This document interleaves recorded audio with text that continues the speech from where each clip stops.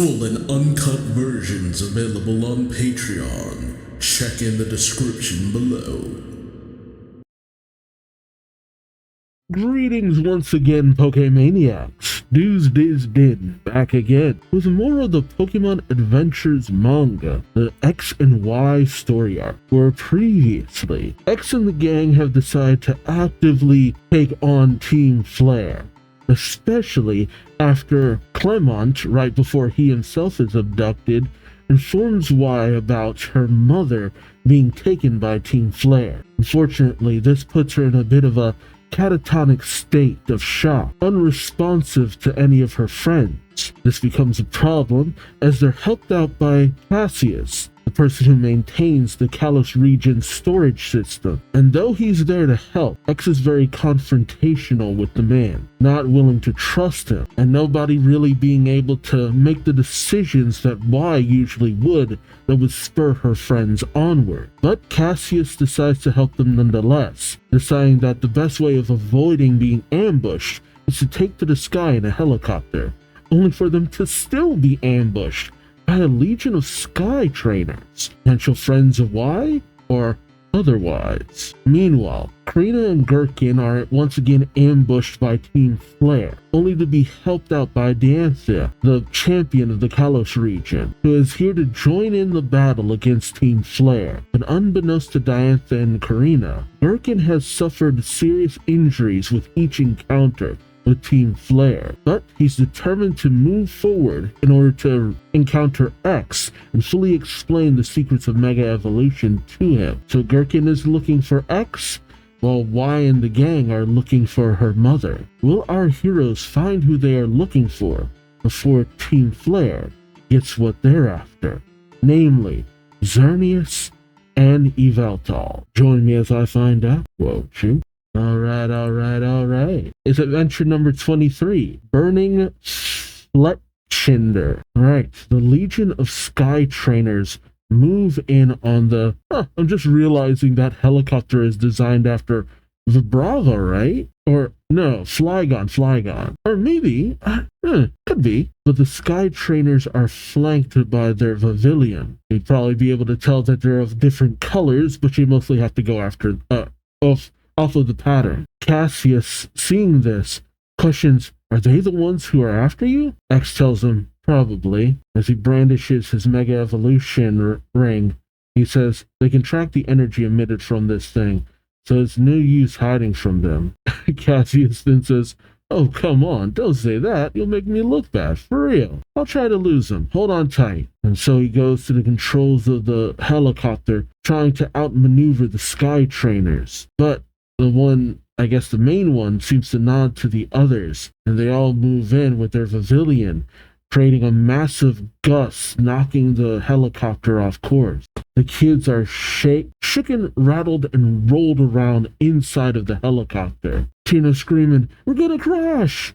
But they just barely manage to stay aloft, only just barely grazing the top of the tree line. Cassie says, phew, that was close. Real. X is analyzing from the window, saying 15 of them use Hurricane at the same time. That's teamwork. It's a miracle we didn't crash. Oh, Shauna questions, when did he have time to count them? But the Sky Trainers once again move in on the helicopter. Hirno saying, they're attacking again. Cassius says, I'm lucky and talented, but another one of those attacks and even I won't be able to prevent us from crashing. Only for a hand to suddenly come onto the front windshield of the helicopter. Oh, okay, it's the main Sky Trainer with the little curly hair. Cassie says, what? And she smiles a wicked grin at him. Why is she doing this? She begins knocking more and more rapidly on the glass. Cassius questioning, what's she doing? For real? Suddenly a voice tells him, it's Morse code. We studied it at the Sky Trainer training school. Come out, Giovanni Gabinet. That's what she's saying, as Y emerges from underneath the blanket. Trevor saying, why? Y continues on, quoting, I'll knock you down. You're better off on the ground, she's saying. Cassius, may I open the hatch? Cassius says, go ahead. And Y does just that, opening the hatch of the helicopter and putting on her helmet. Trevor once again calls out to Y, as Shauna says, Y, What are you doing? Y says, I'm going out to have a sky battle. X tells her, are you sure you're up for this? You're still upset about Grace, your mom. Y tells him, I am, but... And with a determined look in her eyes, she turns to him saying, things won't get better if I keep hiding under a blanket, regretting what I didn't do in the past. It's about time I did something in the present. Damn! You go, girl! Hell yeah! I mean, see, this is an example of someone practicing what they preach. She spent all that time trying to get X to come out and deal with the outside world, the good and the bad. For her to essentially end up in the same situation as him, well, same emotional state, she just needed time to just gather her thoughts and regain her determination. And this girl, she is solid. Like her, she brings out her fletchling, saying, let's go, Fletchy. And she takes off into the sky to face off with the Sky Trainers. Cassius questions the kid, saying, Sky Trainer Training School? As in, the one at Vanderbilt Town? Trina says, yes. Cassius says, the school was blown off the map. I heard a lot of students are still missing. X ponders about this for a second as Y faces off against the Sky Trainers. Y addresses the main one, saying, it's you, isn't it, Yvette? Pavilion from around the world, and a truly impressive flight formation. I know it's you. Yvette says, oh, you remembered. I was worried you'd forgotten me. Of course I would never forget or forgive you, Yvonne Gabinet. We cut over to the, I guess, Sky Trainer School. Is this Yvette from the games? Oh, she is. Cool. Well, she's at least based off of one Sky Trainer from the games who does not have a pavilion. That's hilarious. Oh man, but their teacher kind of looks like God, I'm blanking on his name. Durak. Yeah, Durak's from the Battlefront here.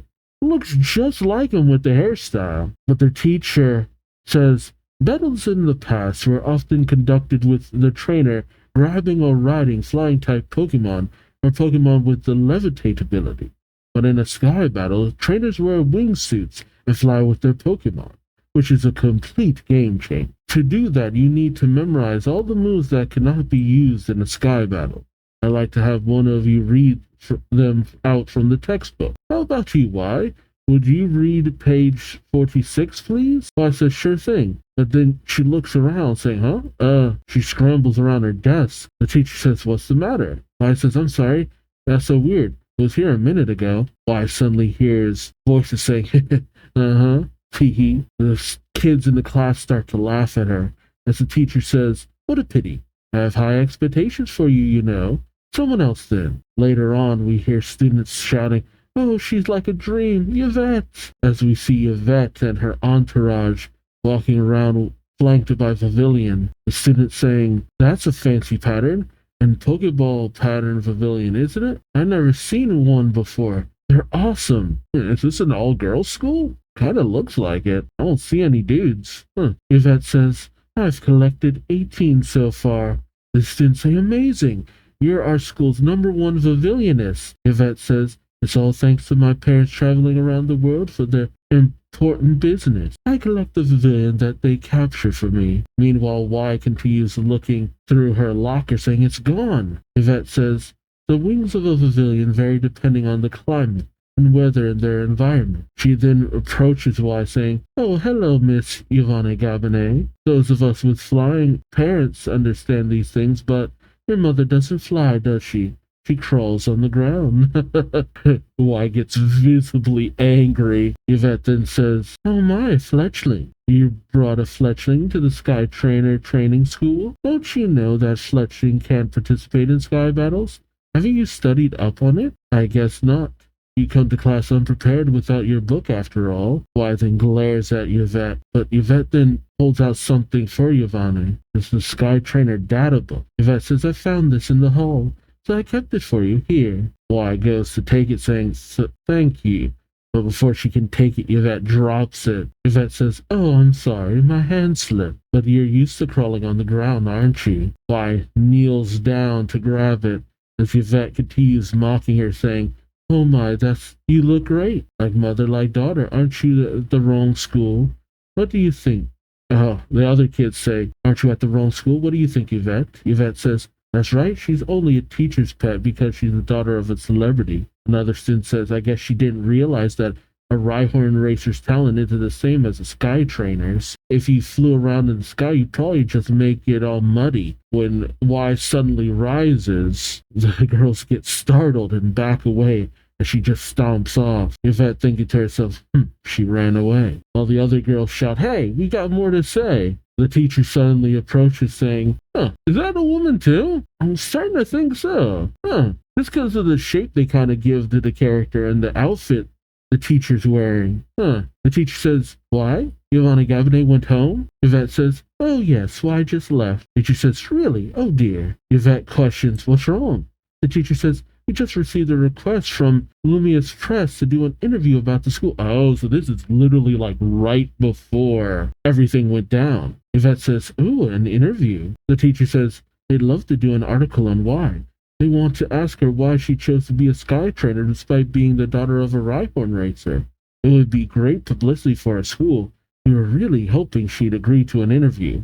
Yvette is obviously angered by this, as the teacher says, I need her to sign this authorization form, and Yvette says, I'd be happy to ask why to sign it for you. The teacher says, would you? Yvette says, sure, you must be very busy. The teacher says, that would be great, thank you. But as the teacher takes off, Yvette immediately crumbles up the paper, as she as the other students think to themselves, why is it always her?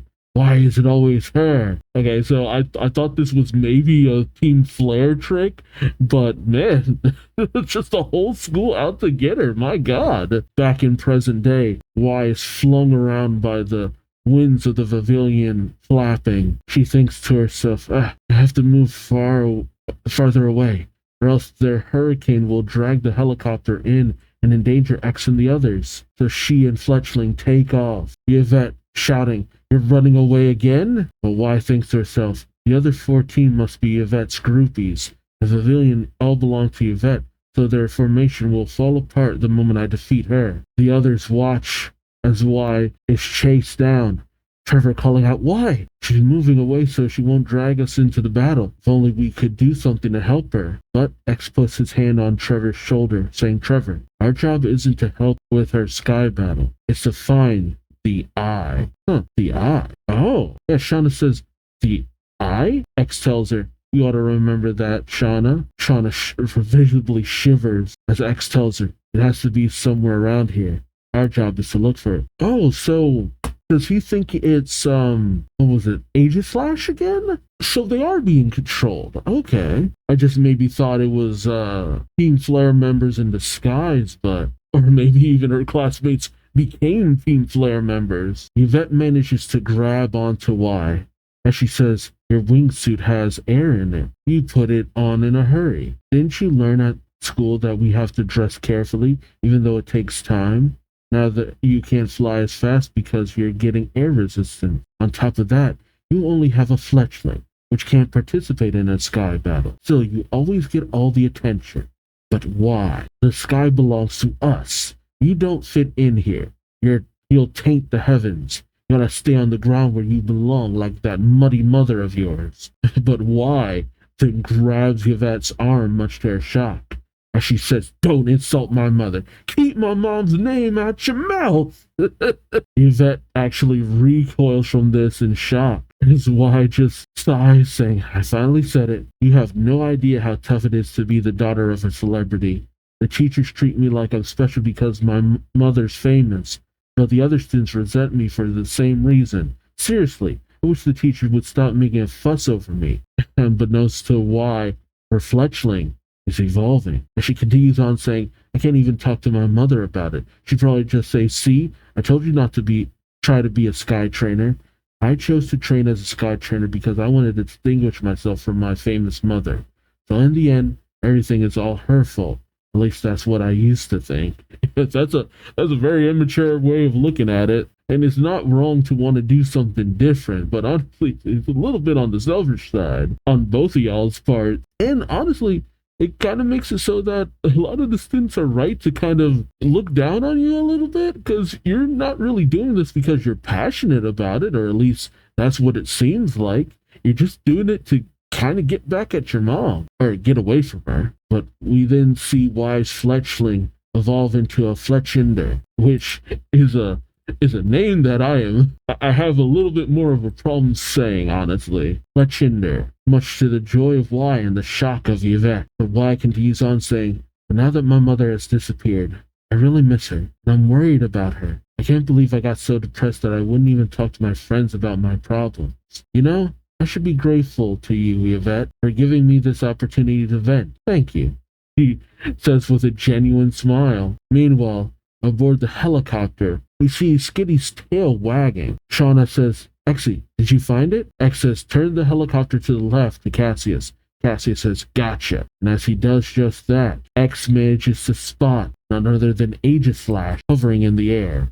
So it really was doing it. X mega evolves Manectric into Mega Manectric. Meanwhile, Y commands her Fletchinder. I'm not used to the name. I'm used to the name Fletchling. Fletchinder kind of throws me. But X commands Mega Manectric to use Discharge to attack Aegislash. Well, Y has Fletchinder use Flame Charge against Yvette's Pavilion. As Aegislash is taken out, Yvette suddenly goes limp in Y's grasp, and so do the other Sky Trainers, being caught by their Pavilion. Well, Yvette's Pavilion. As X watches Aegislash fall out of the sky, Hirna says, it's the same Pokemon that was controlling Shauna, the Pokemon who can control people's minds. Aegislash. You see Shauna visibly tearing up at the sight of it. As Trevor watches it go down, says it was controlling all the Sky Trainers? He then thinks to himself, that's right, come to think of it, it didn't make sense. Why else would Yvette and all of her groupies turn on Y all of a sudden? Where have they been since they disappeared? And what happened to the people of Vanderbilt Town after the attack? I think we're about to find out. And sure enough, we see where Aegislash landed, knocked out. Malva is there, watching. Honestly, Malva is the most intimidating member of Team Flare yet. Meanwhile, Cassius tells the others, there it is, Silage City. I hope you find your girlfriend's mom. Only for X to approach him from behind, gripping Cassius' seat, saying, she's not. Cassius says, huh? And X says, my girlfriend. Just crushing the seat behind Cassius. Cassius says, okay, if you say so, for real. Well, X says, I mean it, for real.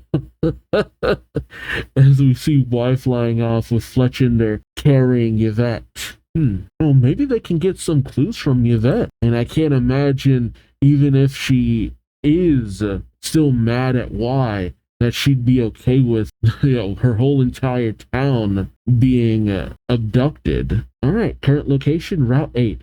Above Mariel Coast. This is a road of great contrast, from the harsh rock of the cliffs to the soft sands of the beach. No, they're taking the air route, so we're not really experiencing any of that stuff we just talked about. Alright, next is adventure number 24, Shooting Frogadier. Don't do that! What did Frogadier do to you? Alright, as we see the Pavilion helping the other Sky Trainers to land safely, the kids are watching from the helicopter. Trevor saying, the Pavilion helped all the mind-controlled Sky Trainers.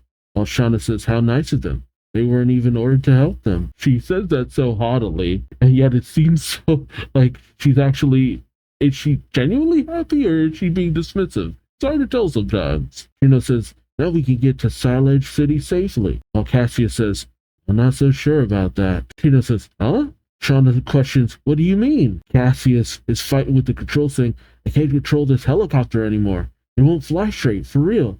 The rotor must have gotten busted by that hurricane attack. I hear a weird noise, too. For real. Oh, jeez. One of the blades of the helicopter snaps off, and it goes flying directly towards Y. Cassius says, nuts. While X shouts, why? Why? Behind you. She notices too late as she's hit by the blade and goes crashing into the mountainside. X cries out to Y as he actually goes leaping out of the helicopter. Damn, buddy, no, you can't fly, and you have no flying Pokemon. At the very least, try to jump onto Fletchinder's back. Tierno grabs him. X saying, let go of me, Tierno.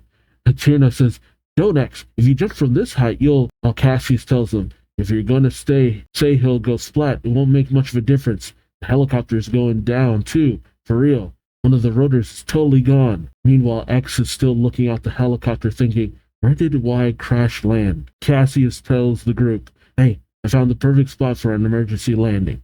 Passengers, prepare for a rough landing. For real. And he does just that. It is a heck of a rough landing, but, I mean, the helicopter isn't utterly destroyed, so... Oh, I mean, it is destroyed, but it's not a fiery crash. And they stop just short of the river. Cassius says, phew, that was too close for comfort. We almost dove into the river, for real. He turns to the kids saying, are you guys alright? We see that they were actually kept safe by Gorgeist, which are saying yes.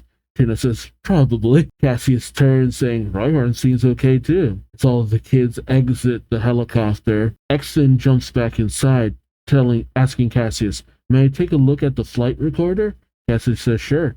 Might be broken though. For what? X says, to see the flight path we took. While X thinks to himself, why? Please be alright. As we see Fletchinder making its way through the mountain pass, still holding Yvette, Y calls out, Fletchy! Over here, as we see that she was actually saved by Froaky's Frubbles. See, I still have Frogadier on the brain, so I couldn't think of the name Froaky. And those Frubbles keep coming in handy. Most of the Greninja that I see don't seem to have the Frubbles anymore. But the Frubbles seem like such a useful tool, so... it seems kind of weird to just give that up after a certain point. As Fletchinder lands, Y says, all those crash landings during class were good training. Thanks, Croaky. Y then looks to Yvette, saying, looks like Yvette won't regain consciousness for a while. After Shauna was mind controlled, it took her hours to wake up. I never imagined they'd send Sky Trainer trainees to steal X's ring. I can see why Team Flare would capitalize on Yvette's dislike of me to control her.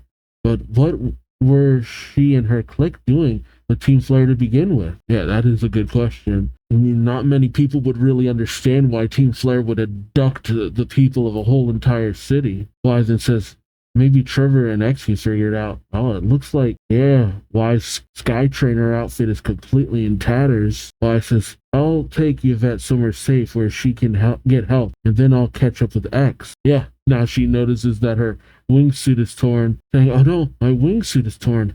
I can't fly in this. What should I do? What should I do? I've got no idea where I am. But then she pauses, and then says, wait, I know this place. Route 9, Spike's Passage.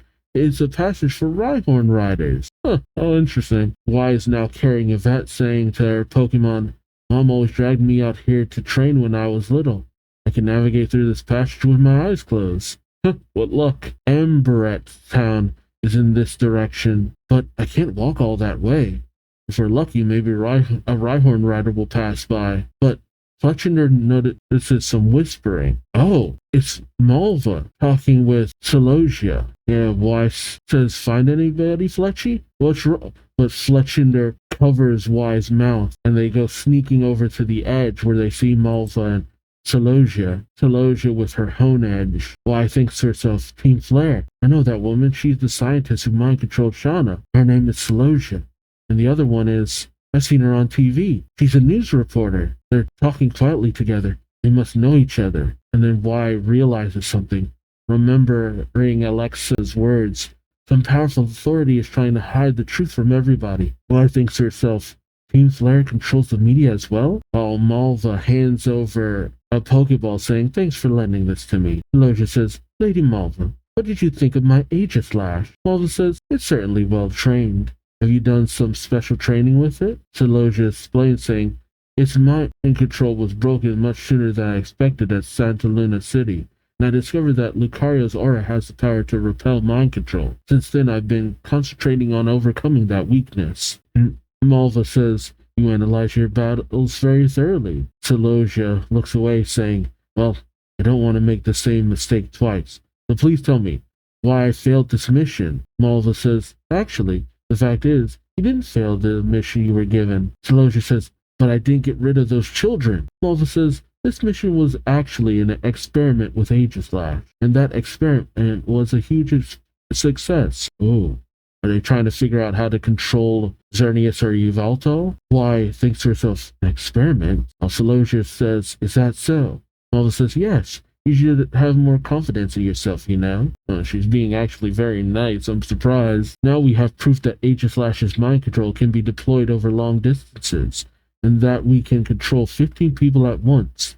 So we'll be able to mind control twice as many next time, which means we can control our captives, our laborers, and transport Xerneas. Ah, that's what it is. To the absorber connected to the ultimate weapon. Oh, right, the ultimate weapon. Okay. At any rate, your perseverance and determination to excel is commendable. Celosia bows, saying, it is an honor to work with you. But when it comes to determination, Birani is the best. I'd love to work with you, your unit, on the next mission. Why then thinks to herself, huh? What are they talking about? That sky battle was just an experiment to see if they could control more than a dozen people from a distance? But down below, Celosia, brandishing Hone Edge, whispers, Lady Malva, it appears that Malva says, right, someone's up there. Why then notices that they stop talking, and as Celosia goes in with a slash of Hone Edge, Why manages to dodge, but her hair gets cut. And as Celosia goes to slash again with Hone Edge, suddenly Froakie begins to evolve and transforms into Frogadier, managing to grab a hold of Y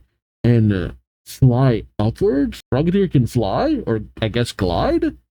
Frogadier then grabs a rock, coats it in its troubles, and then tosses it. It hits something, and suddenly there's a commotion. Celosia and Malva are taken off guard as there's rumbling, and a horde of Rhyhorn come racing down towards them. They race past them, with Malva saying, maybe it was just a Rhyhorn. Okay, so they never actually saw who was watching them. Interesting. This is their territory after all. There's a herd of them over there. Probably nothing. While Y whispers, thanks, Croaky, to Frogadier. Malva then says, in conclusion, the experiment was a success, and we plan to transport Xerneas tonight. Celosia says, great. Malva then adds, but it will all be for naught if our boss doesn't master Mega Evolution by the time the ultimate weapon is activated. We have to prepare everything by tomorrow. The boss already has a Pokemon who can Mega Evolve, so as well as the right Mega Stone required to do it. All we need now is the Mega Ring, or an accessory equivalent to the Mega Ring. It can be in forms other than a ring, you know.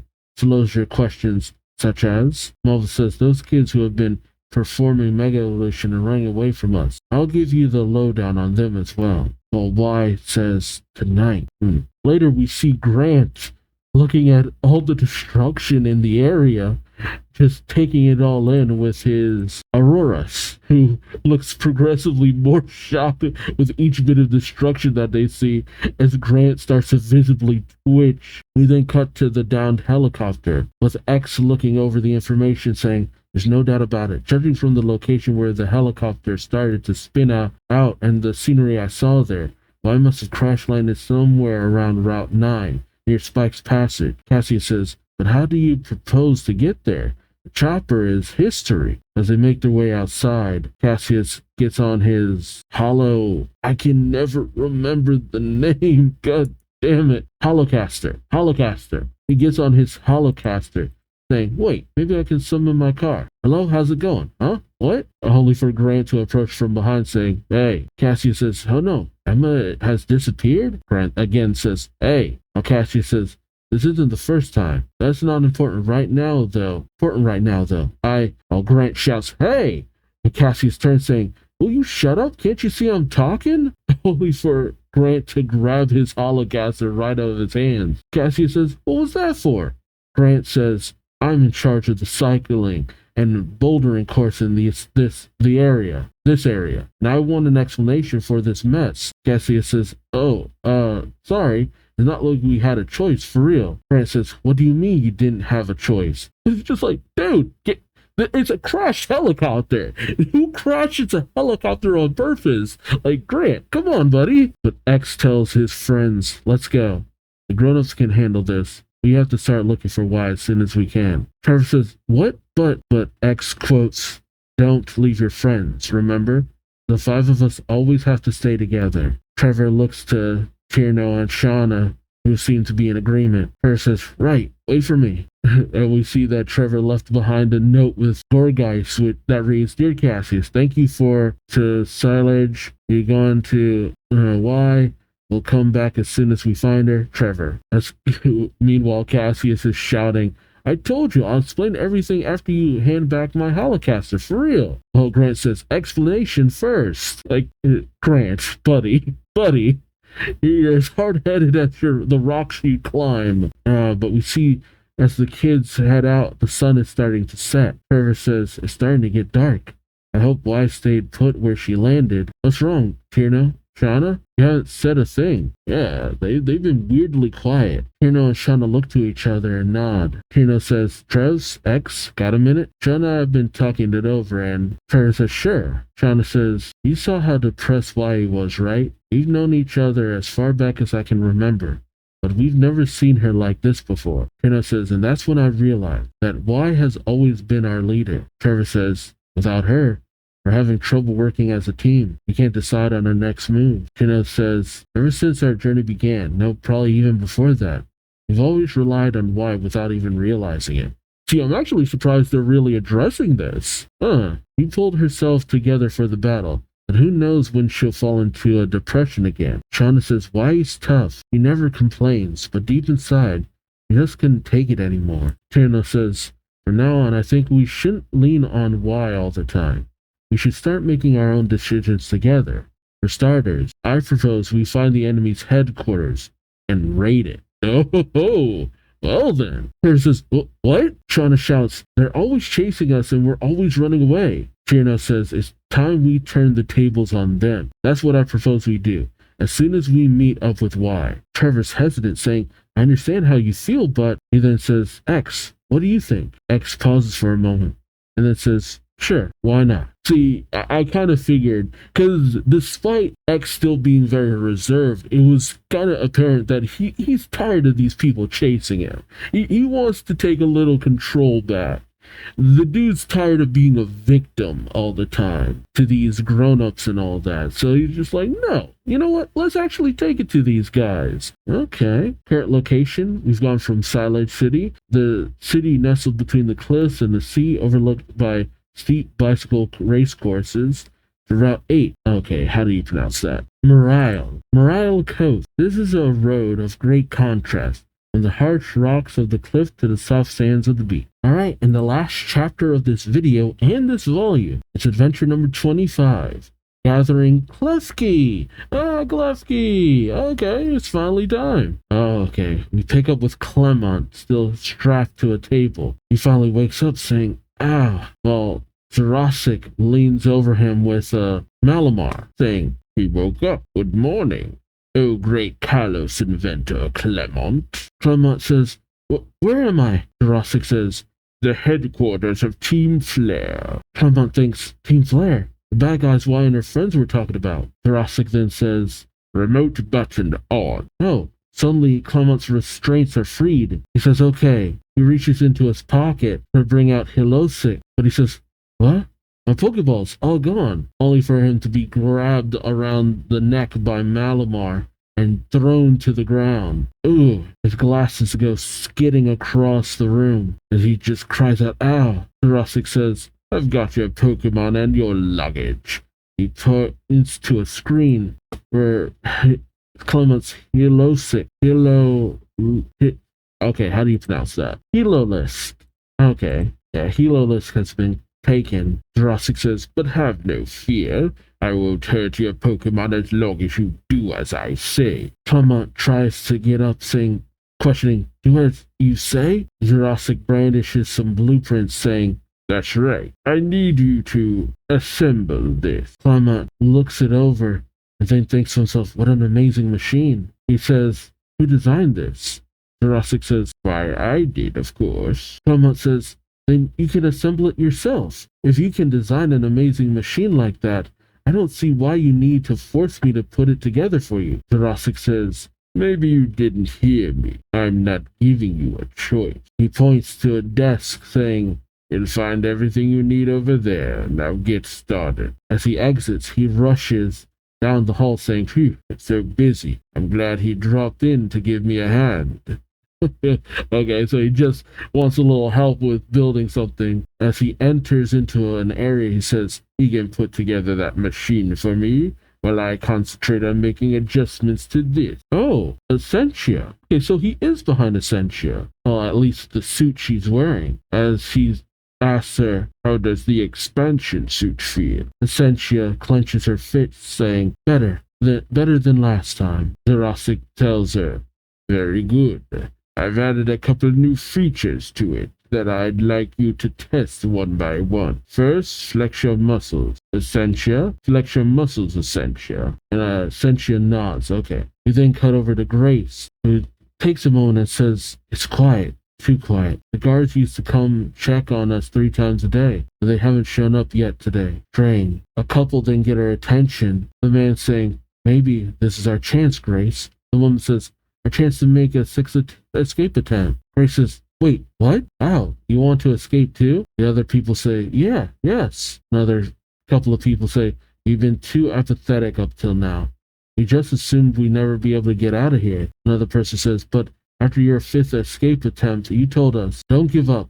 We'll get out of this place together and return to our hometown. Another person says, 15 people were taken out of here yesterday, but they haven't returned. Who knows what happened to them? Another woman says, the same thing might happen to us at any moment. Another person says, instead of quivering with fear here, we might as well try to escape from this jail like you did, Grace. You're just discussing that. Grace says, I see. Another person says, this time we'll all escape together. While another says, so let us in on your secret, Grace. How did you manage to get out of the last 5 times? Oh, this feels like a trap. Grace says, okay, I'll tell you. And she says, psst, psst, and out of the vent comes Klefki. The people ask, is it a Pokemon? Grace says, to be honest, I'm not really sure myself. Wait, you're not sure? Wait, is this Klefki just randomly helping you? Wait, what? Is this Klefki just randomly helping out? I'm so curious now. Grace says, it's probably a wild Pokemon that lives in this dungeon. They're usually sleeping in the vent, so the guards haven't noticed it. A man says, don't tell me you befriended this Pokemon and helped you escape. Grace says, that's right. Yeah, I was kind of wondering how she kept getting out. But she made friends with a Klefki. Okay. Grace says, look, I wondered what was dangling off of it when I saw it for the first time. Those are all keys. The Dene gathers berries, Hermie gathers plants, sand and trash to create its cloak, and this Pokemon gathers keys from all over the place. It gathers so many keys, I thought that maybe it might have the key to my cell. And the first time, it did have that key. The guards changed the locks, though, and added more after my 2nd attempt. I asked the Pokemon to get all the new keys it could find for me. The man says, that's Klefki, the key ring Pokemon. It never lets go of the keys it's gathered. Grace says, then it should still have the key I used the first time. That key should fit everybody else's cells at least. Go, Klefki, before the guards come. Klefki does just that, unlocking everybody's cells, one by one. Oh, dang, that's rather convenient. Meanwhile, on Route 9, Spike's Passage, X and the others have come to the place where Y previously was unknowingly to the others attacked by Malva and Celosia. Trevor says, she's not here. Where did Y go? X says, this rock didn't break apart naturally. This cross-section is still fresh. It's as if a battle took place here just moments ago. Trina says, a battle? Well, Shauna says, don't worry us. X then notices something on the ground. It's Frogadier's Frubbles. Suddenly, Rhyhorn starts reacting to something. Trevor saying, hey, calm down, Rhyhorn. It's been excited ever since we got onto this mountain path. Maybe there's something here that it wants? X then looks around. Shauna says, I see someone. Trina says, it's a Rhyhorn racer. I get it. This is a special path for Rhyhorn racers. Trevor addresses Rhyhorn saying, you must have come here before with Y. That's why you're so excited. You're ready to train, aren't you? But then suddenly, I'm not sure who says it. Maybe Tierna says, oh, I found her. As we see on the back of the Rhyhorn racer's Rhyhorn, someone in a wingsuit. They come running over to the Rhyhorn racer saying, excuse me, stop. But then they are shocked to see that it's not Y, saying, no, this is Yvette, the girl Y fought in the Sky Battle. The Rhyhorn racer says, you know her? Great. The Sky Trainer girl told me to take care of her just a moment ago. Trevor says, where did that trainer girl go? The racer says, she ran off. Seemed to be in an awful hurry. Shauna sulks and then calls out, Exy, but X shows off what he has, saying, it's a pebble wrapped in frubbles. I read about this in a magazine once. This is a characteristic of Frogadier, the evolved form of Froakie. They coat pebbles in frubbles to throw them. I guess wrapping the pebbles makes it harder for their opponents to spot them. But this isn't the only pebble I found. There's another frubble-coated pebble dropped on the ground, and more likely, placed on the ground every few feet or so. Ah, she's leaving a path they can follow. Shauna says, you think Croaky dropped them on purpose? X says, probably. Why met and fought the enemy over there, and her Froakie evolved into Frogadier during the battle. I love how the Rhyhorn racer is just watching. X says, after that she had to go for some reason. So she left Yvette with someone who seemed trustworthy, and left a trail behind, hoping we'd follow her. Shauna says, it's not like Y to use her head so much. Trevor says, so if we keep following this trail of pebbles, we'll catch up with Y eventually. X says, that's right. Tina says, okay, let's go then. So the racer says, what about this girl? As they head off, Trevor calls back, could you take her to the first aid station, please? Tina says, thank you very much. And the racer says, huh? We then cut to the forest with Malva and Celosia. We then see Frogadier still taking out his troubles, still creating a path. Very ninja-like. And a distance behind, Y is following. Y thinks to herself, Croaky is amazing. It's so near them, but they haven't noticed it. And on top of that, it's leading me with pebbles wrapped in its troubles, so I can keep following them from a distance. She looks to the path, saying, I hope X and the others follow this trail too. Anyhow, I couldn't just stay there after hearing what they were talking about. They're planning to transport Xerneas this very night. That could cause another tragedy like the one in Vanderbilt town.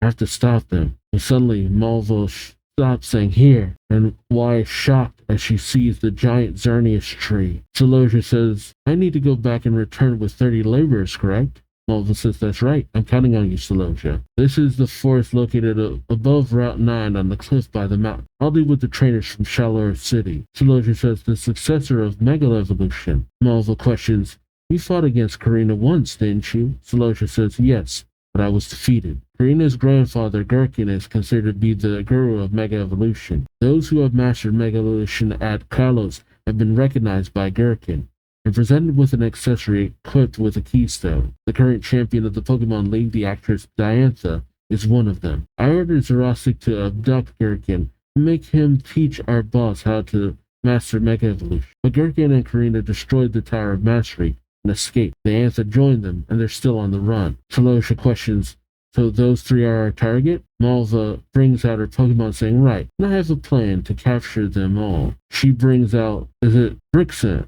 Man, so it's already evolved, huh? I can't wait to knock them down the side. She takes off with Brixen, while Celosia takes off with her Aegislash. Frogadier then lands next to Y, and she asks, have they gone, Croaky? Frogadier gives a nod, but suddenly a voice calls out, Y! Y turns, seeing her friends, saying, hi everyone, and they all meet back up together. Meanwhile, as the townspeople, thanks to Klefki, are making their way out, Grace says, thanks, Klefki. The townspeople say, we're free. We'll be free as soon as we get out of this place. Grace tells them, don't let your guard down, follow me. But suddenly, the door opens. A voice says, what's this? Who gave the order to let them out of their cells? And with one look, Aegislash controls the entire town. Celosia tells them, okay, let's go. Dang. They were so close to getting out, too. To be continued. You know, I'm only just realizing now, why had two of her Pokemon just evolve back to back pretty much? Fletchinder and Frogadier. Man, okay. She's actually starting to make some progress. But I love that she's found her determination again.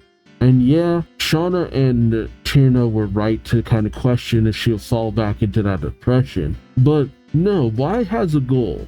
And the thing about Y I've noticed is that when she has a goal, she just goes for it no matter what and holds on to it both hands unshakingly. It was also interesting to get a little bit of insight into her school life, which ain't that great, all things considered, though after saving them, hopefully her classmates are a little bit nicer to her afterward. Man, that Aegislash is friggin' problem. Just controlling people left, right, and center. But man, Frogadier just really showing its moves right from the start. But now with this, they've gotten a lot more information on Team Flare. At least about Malva too. Although they still don't know completely what the hierarchy of things is. But Cassius getting hung up by Grant like that is kind of a bummer. Like, Grant kinda a little dense.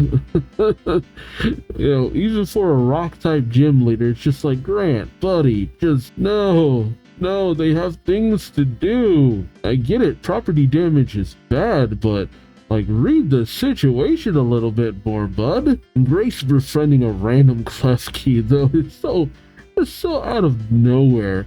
I mean, I get it. You gotta get on all the Pokemon where you can, and this is a perfect opportunity. But how weird. But I do find it interesting that it was immediately pretty much for naught.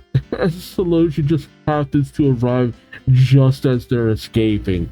Like, the combination of good and bad luck kind of evens each other out. Like, I feel weird about the Klefki just randomly being there, but for them to just suddenly happen upon Solosia, who's just getting there, it's just like, oh, that sucks. But our heroes are at what Team Flare is after. If they just wait here, they'll find everyone they've been looking for, but they'll have to kind of battle it out. But they have decided to take it to Team Flare fully. Like, they're committed to doing this. And I doubt Y is gonna be opposed to this because she wants her mom back. So they gotta take it to Team Flare, but are they strong enough to do the deed? That is the question. And I also liked that they had a solid discussion about their over-reliance on Y's leadership. That was something that I was thinking to myself, is that, it's not great that they broke down so quickly after Y wasn't as involved in group discussion, but it's so mature of them to recognize, no, this is a problem. We can't just fall apart when Y isn't at the ready. We don't know what her mental state is going to be later down the line. We got to get to a point where we're able to just make decisions without her. That's not them wanting to exclude her. That's them just really understanding that they're not in a position to have this much doubt and fracturing of the group every time they want to do something. They need to be able to get on the same page at a moment's notice, because that could be the difference between falling to Team Flare or taking them down. So I'm interested to see how they work on their group dynamic going further, because again, I've said it time and time again, group dynamics, I love them. I love them. I love them. I love them. I love seeing how a group changes, evolves, and interacts with each other. And that's happening right here. X and Y might be the main characters, especially X, but the group, that is the main character. Now, I know that ultimately we're only going to really regard X and Y because they're Pokedex holders, which seems a little bit kind of like, come on. Because the very least Trevor should have a Pokedex, but Y barely ever even uses her Pokedex. Like, X relies on it pretty, constantly, but Y almost never touches the thing. But then again, she hasn't been in quite that many battles out and out. And yet her Pokemon continue to just evolve. Maybe that says more to the emotional state than anything else. And shoot, it has been said outright in the manga, sometimes certain circumstances cause a Pokemon to evolve, which kind of make it more like Digivolution than Pokemon evolution. But good times. I like where the plot is progressing and going, and we're finally back at Xerneas, though it's in a dormant state. So the question is, what will the kids do in order to take it to Team Flare? Well, let me know your thoughts in the comment section below. Like, comment, subscribe if you enjoyed the ride. Thank you so much for watching, and until next time, I've been Duuz-Diz-Din, and I hope to see you in the next one. Till then, take care. Bye-bye.